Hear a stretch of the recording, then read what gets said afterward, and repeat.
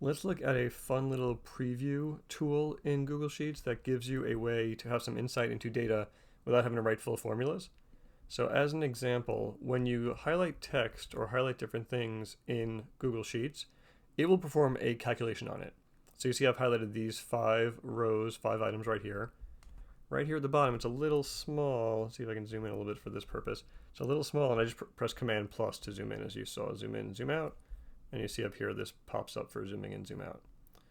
So now you can see I select my 5. You can see it's count 5. So it's telling me the count that I have selected is 5, which can be valuable. If you want to know how many of something you selected, I could then even select 10, goes to 10, and then the more you go, it will, so it's smart. If you do start selecting numbers, there's an example, it will then return a number version. So you can get the count. If you select text, it knows you want to count.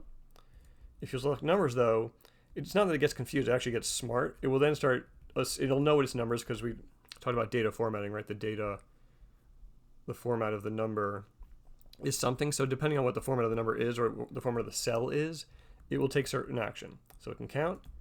It can then, if you highlight numbers, it can sum, or it can do all these other things. It can still count. It can count the numbers. It can sum, average, min, max. So it's actually a really cool tool. So if you ever want a quick sum or a quick average, you just highlight the cells and it gives it to you. You can move across and it'll just keep doing it. Then when you have a text with numbers, it goes back to count. So it'll go back and forth.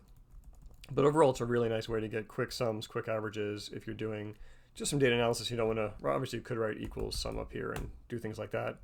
But if you just want a quick sum or quick average, you can do it with the preview of function, this thing down there.